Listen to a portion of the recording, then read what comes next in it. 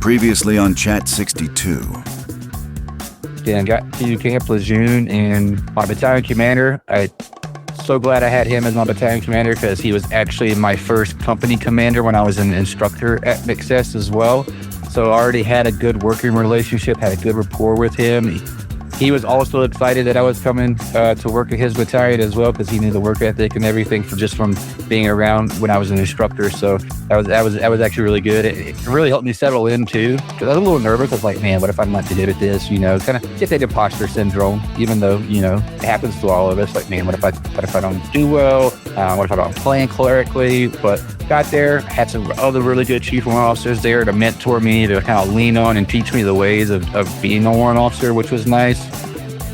I definitely went to the right place, in my opinion, like for me to progress my career and really understand how to be a warrant officer and what that really meant in our community. Real quick before we start, we've streamlined our contact info. From now on, if you have any questions, feedback, or ideas for future guests, just shoot us an email at chat62podcast@gmail.com. All right, let's go. So you said within about 4 or 5 months, it was business as usual, right?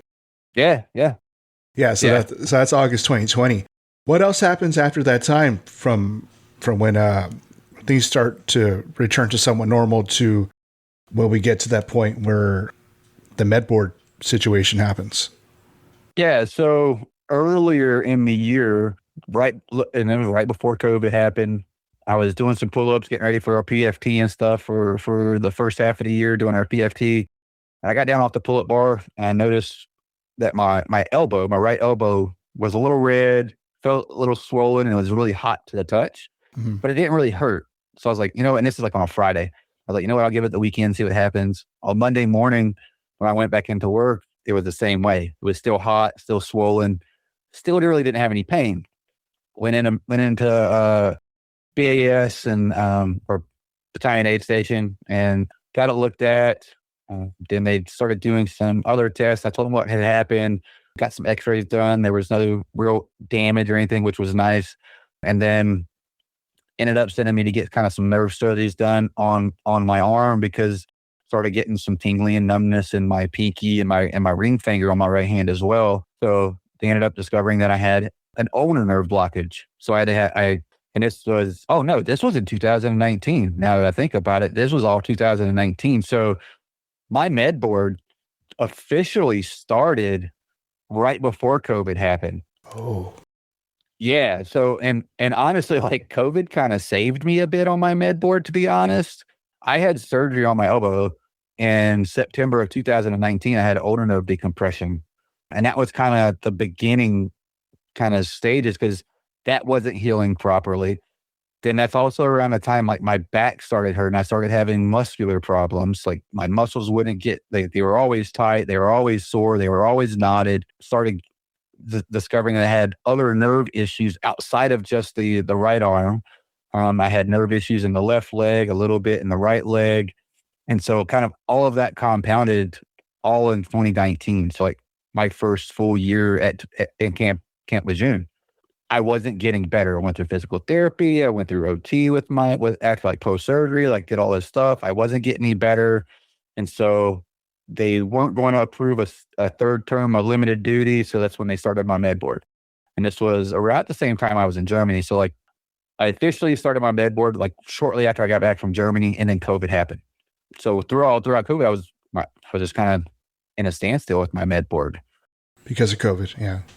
Yeah, exactly. Because of COVID, because literally everything with the med board process, everybody's processes started, packages were on hold, but they also had more packages coming in as well at the same time, so I didn't actually get my results until into 2021, beginning of 2022 is when I finally got my actual med board result. Damn. So yeah, I mean, we started at like, let's say beginning of 2020. So it took almost 2 full years for my med board process. And it was because of COVID. COVID was horrible, but COVID kind of saved my med board process. And I only say that because if COVID hadn't happened, it's very possible that I wouldn't have hit my 15-year mark yet, like 15 years of service by the time all my med board stuff was over, depending on how quickly it really went. because at 15 years of service, I was eligible for TARA. Instead of having to do a medical retirement, I was eligible for temporary early retirement. And what's the difference? So the difference is with TARA, you retire out of the Marine Corps like you did 20 years. Oh, right? okay. You get the same declination as an actual retirement. It's not even medical retirement on my DD-214. It's early retirement on my DD-214. Right. So Okay. I get a retirement pension every month from the Marine Corps. I also get my VA disability every month from the Marine Corps or from the VA. I get TRICARE for life for me and my family as well. Just like if I went to 20. The biggest difference between TARA and actually going to 20 is how they calculate your retirement pension. Okay. So instead of getting 50% for my calculation, I think it came in because they do it based off of time and service. And I think mine is like right at 40%, 38 or 40% is what I get. So 38% of my base pay when I was a chief warrant officer too. Okay. But again, if COVID hadn't happened and stalled that process, it's very possible I would have had to done medical retirement because I may have not been at 15 years by the time it was time for me to have a retirement date. Yeah, the process would have been a whole lot quicker, huh? Oh, absolutely. Right. So again, I say like as bad as COVID was, like it actually saved my retirement, like status, honestly. Talk about timing.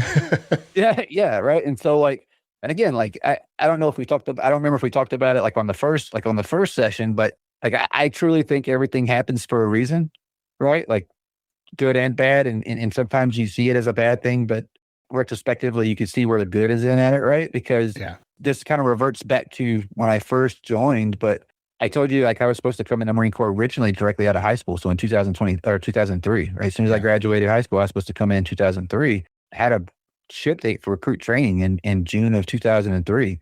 Looking back, hurt my knee riding bulls. So looking back, I'm like, man, that sucks because I hurt my knee. I wasn't able to join the Marine Corps. Ended up joining the Marine Corps anyway. But looking back, that small knee injury kept me from having to experience the first Fallujah, Phantom Fury, Ramadi, right? And when when my original contract back then when I was coming out of high school was to be a grunt in 03.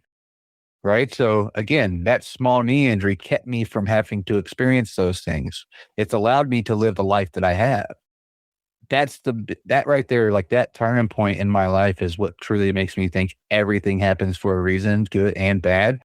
And again, COVID happening when it did, it prolonged my med board process, which allowed me to do TARA and not have to settle for a medical retirement. Yeah. Right. So it's changed my trajectory of life post service because of COVID happening. Yeah. My medical stuff happening. Right. So again, it sucks that I have all these medical problems and that I had to leave service, not because I wanted to, but because I was just found unfit for continued service. Yeah. Now I look back and I don't know if mentally I could have sustained 5 more years or 6 more years or 20 more, 15 more years, whatever the case may have been. And then now looking also what's going on in the Middle East as well right now. I would just now be hitting 20 years this year, right? My 20-year mark. I may have submitted my Appendix J for retirement last year. Maybe I wouldn't have. I don't know. Yeah, it's a butterfly effect. Yeah, it is. It really is. Right? Every decision you've made. Everything affects 100%, right? Were you ready to leave or did you feel unfinished at the time during the med board? I felt unfinished, honestly. Even after my med board started and COVID was all kind of done and we were back to business as usual, I got selected to go actually work at the MEF-G6 because our Chief Warrant Officer 4s that were up there that was the representatives, the Chief Warrant Officer 4s in our MOS that were at the G6 retired and there were no replacements coming in. And so here I am, still fairly new Chief Warrant Officer 2. I now go fill a Chief Warrant Officer 4 billet for a few months until their replacements get there. So that was definitely an eye opener. And I enjoyed my time there. I learned a lot there, but I couldn't see myself being in a position like that more than I was, longer than I was. I didn't really have it was weird because I didn't really have a lot of say over a lot of stuff. I influenced things when it came to like high level planning. I learned a lot about the political side of being a Marine officer while I was there. That's one reason I say like my medical stuff happening and my med board happening is kind of like a blessing in disguise, because I don't know if I could have sustained that mentally, like that political battle for another 5 years or so, you know? It would have taken a toll on you. It would have, and knowing what my path in the Marine Corps with my promotions, right? Like where I would go if I were to stay in long enough to become a Chief Officer 5, then I would go to headquarters of Marine Corps in Quantico, and it'd be even more political there. You know what I mean? So like for me, it's like, again, blessing in disguise, because I didn't have to endure that and figure that out the hard way later on. If this is really what I wanted to do, because I became a warrant officer originally because I wanted to make an impact on my community, like my MOS, like my field, and help the institution come into a new age and stuff within our community. You know, like that's why I joined. That's why I wanted to be a warrant officer. And I think that's why a lot of Marines like want to be warrant officers, because they want to find a position that they can truly impact their field and their craft, you know? But I found out I really didn't have that. It wasn't that type of impact that I was able to give at a higher echelon, if that makes sense. And the higher I went, the less kind of influence or impact I think I would have. And that's, again, I don't know if I could have endured that, to be quite honest. But one cool thing I did get to do, once the replacements started coming in for the Chief Warrant Officer 4s that I was kind of filling in for, we ended up standing up a tactical network operations center. And so I was the lead warrant officer. Actually, I was the only warrant officer when we first established it, to kind of set that up. So it was really cool because we got Marines from all over the MEF to come in and kind of TAD to support us for that. Most of the Marines that got sent to us were the ones that people didn't want around in their shops, you know, and, you know, when you send Marines TAD, like the PMO or anything like that, you're not sending your best Marines to these things, you know what I mean? Yeah. So you're not sending your brightest and smartest and, I mean, it is what it is, right? It is what it is. I was guilty of that too sometimes, like especially when I was a sergeant and stuff. I'm like, hey, I need somebody to go do this. I'm like, hey, PFC so-and-so, go do that. You know, you're going to go do that. You know what I mean? Yeah. So, and it wasn't because they were the hard chargers. They weren't the ones that were out there, you know, getting it, you know. So I also expected that when those Marines came in. What I will say is it gave me the opportunity to transition my leadership philosophy and like how I just interacted with the Marines, because I had a couple staff sergeants, I had some sergeants, I had some corporals, I had some lance corporals. So a mix of ranks that came up there. I had this one female staff sergeant. She was freaking amazing. She had been there for about a week, and the master guns down in the G6 came up and says, hey, master guns from, I don't remember where they were from, but master guns from so-and-so wanted to call up and ask about staff sergeant so-and-so. I was like, yeah, what about her? He was like, well, she usually doesn't have, it's like, she doesn't have a good attitude towards authority, you know, and always like has an attitude. And I was like, I haven't had any issues with her. Like, she's been awesome. Like, I tell her what needs to get done, and it gets done like aggressively. It's great. Like, she's phenomenal. I was like, I looked at him dead in the eyes. Like, it sounds like a leadership problem, man. Like, honestly, and he didn't like that answer too much, but I don't really care. Like, hey, you told her how it is. Shit. Right. Exactly. It's like, it's because her leadership didn't know how to lead her. You know what I mean? And that's why I say, like, having that collective group of Marines come work for you or work around you, it allowed me to have a different perspective on leadership as a whole and like really change my leadership philosophy, you know? And it gave me the opportunity to turn it into more of like a mentorship, you know, than a leadership, honestly. Another example is we had a Lance Corporal come up, actually came from my communications battalion I was with. He was a second award Lance Corporal and got a DUI when he was a corporal. His leadership, his company leadership had wrote him off and said, pretty much gave him the label of not being the go-to person or not being worth anything, you know, wasn't like, so they sent him to me. He was one of the best Marines we had up there. He wanted to learn so much, and he did. I gave him every opportunity to learn, gave him opportunities to lead because he showed that he could be the one to be trusted. It was awesome. He ended up getting promoted to corporal while he was there. And now he's a staff sergeant at Crash Fire Rescue. Wow. Sometimes you just need a second chance. 100%, Or dude. And third. like, that's what I did. Cause I told all the Marines that ever came up there, I was like, look, like, I don't care what you did before you got here or why you got sent here. All I care about is what you do from this point forward. That's all I care about. And so, like, again, just that second chance made a world of difference in a lot of those Marines' lives. Yes, sometimes you just need that second chance. And I've seen it happen in my former units. And it's just like you said, it comes down to leadership and how you're going to approach it differently than what, the previous command did. Yeah, no, absolutely. So you're zeroing in on retirement. What's going through your head as, you're ready to call it a day in the Corps? I get done up at the knock. They pull me back down to the battalion, and I really can't do anything because I can't go to the field. I can't stand duty. Like, I can't do any of the Marines things. You know what I mean? We had a kind of a training cell, which was great because coming from being an instructor at the schoolhouse, it was easy for me to slide in there. So kind of was the OIC over our training cell, help create curriculum, teach classes, those types of things. So I did that for probably the last 4 or 5 months that I was in. I will say the transition was difficult because one, I was still waiting for my findings to come back from my med board.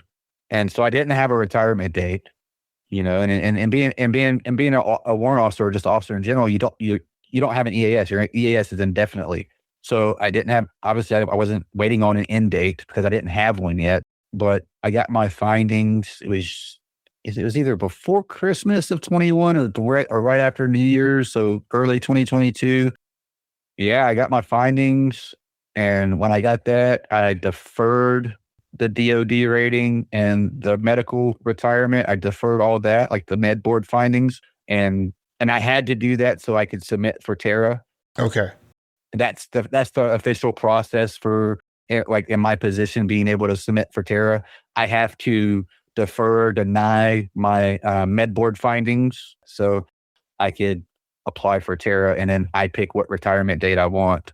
So yeah, picked a retirement date of May 31st and kind of did all my out processing and checking out from there. Once it got approved, it took about a week once I did my Terra. So by the end of January, finally got my answer back from Headquarters of the Marine Corps, approving my Terra, approving my retirement date, finally hit the system and MOL. And yeah, so I had about 2 months-ish, 2.5 months really to get all my checkout stuff done, do my PTAD and get out. And it was an eye opener for my transition. What was it like transitioning from chief warrant officer life to being a civilian? I had a job lined up already, which was great. I will say I probably should have done this. I probably should have taken at least a couple weeks and not done any work after my official retirement date. Decompress. Yeah, but I didn't. Why? I think I was afraid of the stability for the family once I got out, because I felt like if I waited and didn't jump on an opportunity, that window could expand to where I could be waiting for a long time before I actually found a job. Okay. So an opportunity arose and I jumped on it, honestly. And it was because, like I always say, staying in the Marine Corps was always the easy answer. When it comes time for re-enlistment or whatever, staying in was always the easy answer because there's stability there. You know what to expect. That's always the easy answer, in my opinion. The heading out's the hard one because you don't know what to expect, right? There's so much unknown, and I don't want to sound like I'm bashing on a process or downplaying something, but the transitional readiness seminar doesn't do a good job to set you up for success on the outside, right? They tell you how to somewhat write a resume. And since I already had an official job offer letter, my seminar was 1 day, and that was it. And it was really to say, hey, this is what the VA is. Here's some phone numbers. Here's what TRICARE for Life is. Here's some phone numbers. And that was really about all my day was for that 1 day of TRS. That was it. It's pretty much like a PowerPoint presentation for... Yeah. And that was it. That's all I got. It did not set me up for success. And like I said, now that I've been out for a while, I look back and I'm like, yeah, man, how they tell you to write a resume does not work in the real world. They didn't do a good job of teaching folks how to translate their military careers and what they've done in the military to the civilian corporate world. They didn't teach them how to do that at all. That's kind of what's led me to one of my volunteer opportunities that I'll talk about here in a little bit. But yeah, so I jumped on an opportunity to work at a company that supported the Department of the Navy, like that was their main contract support. I went and worked for this company, and I got to work remote, which was nice. I got to work 100% remote. Even with this job, I supported a Navy contract out of San Diego, which is a little weird because it was my first time working, obviously remote except for my time during COVID, which there wasn't a lot of work to be done remotely at that point.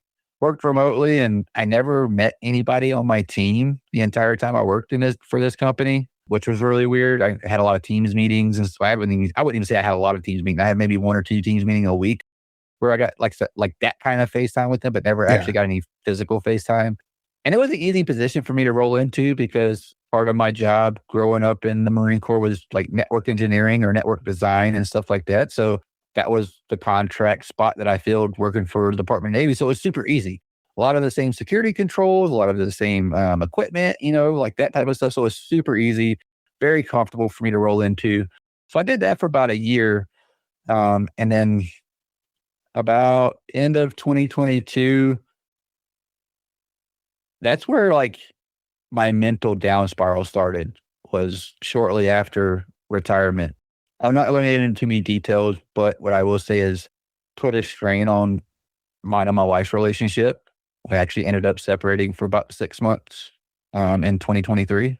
And you'll also notice that's January 2023 is the last released episode I have on my podcast. And so that was kind of at the most, not quite the rock bottom, but getting fairly close. And I had to start reprioritizing life choices and things that I were doing and stuff like that. And so separated for like 6 months, started going to therapy myself. And I didn't go directly through the VA. We have what's called a vet center here. It's kind of like a sister branch of the VA, if you would. They don't necessarily report everything back to the VA unless you absolutely want them to, which is nice. So went through there, got some therapy for my anxiety, my depression and stuff, and started leaning in on my, really growing my faith. I don't consider myself religious. I consider myself a follower of Christ instead. And the reason I say that is because the most high religious are the ones that condemn Jesus the most. Right. And so like for me, a religion puts you in a box, and following Christ opens you and frees you from said box, in my opinion. For me, I started leaning in and growing in my faith, and that's really what's helped me a lot turning my life around. And I think it was around June of 2023, me and my wife decided to start trying to make it work again. So I moved back home because I saw what it was doing to the kids. And I'd made a promise to myself a long time ago, even before I had kids, that I wouldn't be the same type of father that I have today. I love my father today, but we didn't have a great relationship growing up. He really wasn't around a lot, I made a promise to myself a long time ago, and I started to realize I was breaking that promise I made. And I could see how it was affecting the kids in school. It was affecting them in school. So me and my wife decided we were going to try to make it work, and we're still together. And actually, I think we're stronger on the other side of that than we were any time that I was in the Marine Corps, to be honest. We've grown a lot closer and a lot stronger bond together and how we approach each other and everything. That was a different time. And I'm definitely in a much better spot now than I was then. Again, that's the grace of God that's allowed me to be here. And again, it sucks to go through those things. But again, I look back, and for me to be where I am today, I had to go through that, because if I hadn't have gone through that, I may not have made some other decisions that I'd made. And I say that because in that position, that job I was working in, that role that I was working in at the time, got very stagnant. And I didn't realize, being a contractor, how much initiative you couldn't take. right? Being a Marine, you take initiative, you just do things. You know what I mean? So transition into the contractor side where you are required to have explicit tasks to do things. There was a lot of times I didn't have any explicit tasks to do. So I would just kind of peruse things and figure something out or try to do something, but it was never actionable work or to a mission or to a purpose. And my mind has to continuously be challenged and always doing something, because I've identified that when I get into a lull like that, that's when my mind goes into dark spots. And that's what caused a lot of my spirals, because I didn't have a purpose or a mission and I didn't know what to do with it. And so I start doing things that I shouldn't. We'll just leave it at that. Okay. And once I started leaning back into my faith, I started seeing a little bit more light in myself. Me and my wife started working on things. And right around the same time, we decided that we're going to try to work things out. And I moved back home. One of my good friends that I worked with in the Marine Corps phoned me up, kind of saying he had a med board, got medically retired, or I think he got terror as well. But either way, he was working for a company as kind of like the director of IT and security. And he got approval to grow his team. It was only him and some contractors originally. He got approval to build an internal team. And I was the first person he called because, again, the relationship I had built with him, working with him in the Marine Corps, he was my boss when I was at 6th Marine Regiment. He also worked at the schoolhouse on the officer side, teaching officers and stuff. So he knew me from there as well. So had a really good working relationship, a really good rapport with him. And he called me and he was like, hey, I just got approval to expand my team, got funding for it. This is the role. How do you feel about this? And I was like, dude, this is awesome. Like, this is like what I would do for this company is what I was doing as a chief warrant officer. Like, it was great. I was like, it was a quick, easy fit. It actually gave me something to do because I could actually take the initiative. I didn't have to wait for explicit tasking. I was just given guidance, and then I can go execute off the guidance. You know, that's where I strive the best. I strive in chaos and uncertainty. As long as you give me some guidance, I'm going to make it happen. I'm going to make it work. You know, like that's just who I am. And so he gave me an opportunity, and it was a lot of like stuff in the cloud. So like Microsoft Cloud, AWS Cloud, like there's stuff that I had never done before because being in the Marine Corps, we're a little bit behind what the civilian side is doing a lot of times, you know, so really didn't have any cloud experience. And he knew this, but he's like, I know you'll figure it out. You'll make it work. Like you'll learn it. And again, this is because he knew who I was and like what I was about. So again, he gave me an opportunity, and I actually still work for that company. He's left the company now, but like I still work for that same company he gave me an opportunity for. I've actually grown in my role. I've actually been promoted in this time frame since being here. And I'm actually looking at getting even towards a more business level, strategic level role coming up this year as well. So again, he gave me an opportunity. If I hadn't taken this opportunity, I don't know where I'd be at right now. It gave me something that I could take my brain and concentrate on and actually do work and support something instead of waiting for an explicit task that may never come. It was the perfect opportunity, and I've taken it and I've ran with it. Like, I don't have a college degree. Most folks in my position, like if I were to look right now at a job posting, they would say they would want a bachelor's degree in computer science and at least 10 years experience. Well, I don't have the bachelor's degree, but I got 20 years of experience, right? Like, and a lot of times it's hard depending on the company. A lot of times they'll start looking at experience over formal education, but a lot of times formal education could be what gets you into a job or not. And I've always worried about that. And like, I think that gives me a lot of imposter syndrome too, is because like I don't have the formal education to add to my experience. Yeah, that's kind of where I'm at today, at least. Jon Cole's story concludes in episode 54 of Chat 62, where the journey comes full circle. If you've been enjoying this series, don't forget to subscribe and leave us a star rating. Until next time, stay the course, keep your head up, and Semper Fi. Struggling? You're not weak. You're human. Dial 988, then press 1 for the Veterans Crisis Line. Train support that understands veterans. Stay the course. Thank you, Ozzy. Oof.